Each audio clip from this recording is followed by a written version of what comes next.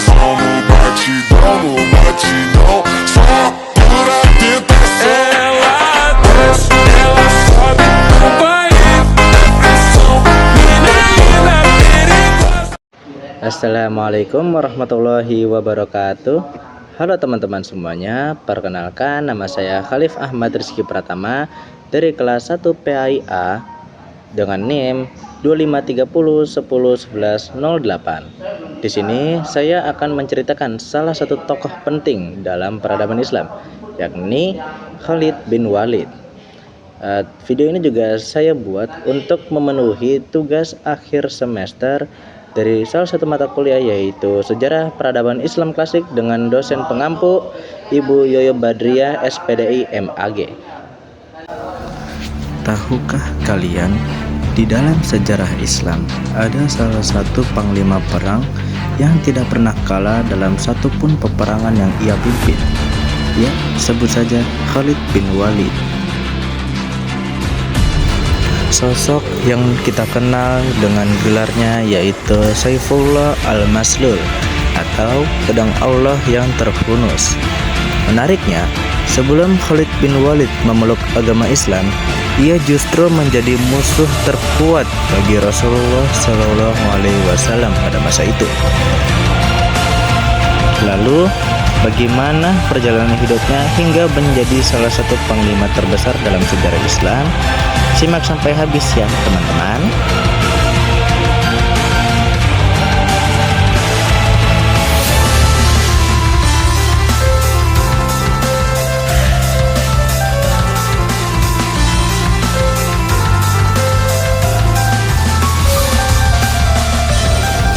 Khalid bin Walid lahir di Makkah sekitar tahun 592 Masehi.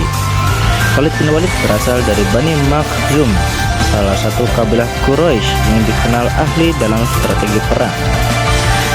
Ayahnya yaitu Walid bin Al-Mughirah adalah tokoh terpandang dan kaya raya. Sejak kecil, Khalid dididik dalam seni berkuda, penggunaan senjata, dan taktik militer. Lingkungan inilah yang membentuk Khalid bin Walid menjadi seorang prajurit ulung. Keberanian, kecerdikan, dan naluri kepemimpinannya membuat ia disegani bahkan sebelum Islam datang. Namun pada masa awal dakwah Nabi Muhammad SAW, Khalid termasuk barisan Quraisy yang menentang agama Islam. Peran Khalid bin Walid sebagai musuh Islam paling terkenal terjadi pada masa Perang Uhud. Saat itu, Khalid memimpin pasukan dengan Quraisy. Melihat celah ketika pasukan Muhammad Muslim Khalid dengan tertibnya melihat serangan jenius dari Khalid bin Walid ini membalikan keadaan perang dan menyebabkan banyak korban di pihak Muslim. Strategi ini menunjukkan kejeniusan dari Khalid, meskipun saat itu dia masih berada di pihak yang mengatakan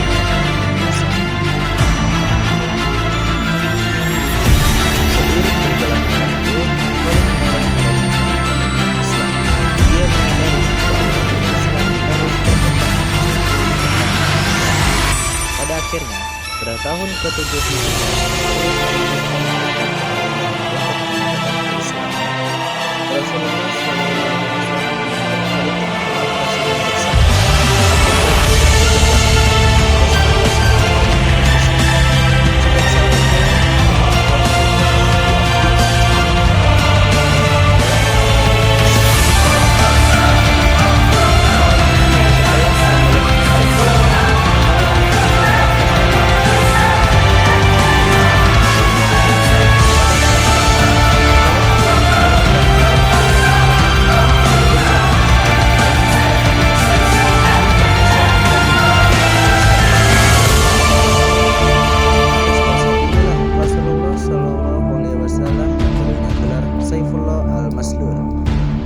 Rasulullah Khalid memimpin salah satu sayap pasukan Muslim.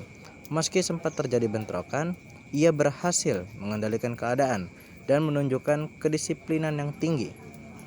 Dan ia juga memimpin banyak ekspedisi penting seperti Perang Hunain, Perang Yamamah, melawan Musailamah Al-Kadzab, serta penaklukan wilayah Irak dan Syam pada masa Khalifah Abu Bakar dan Umar bin Khattab.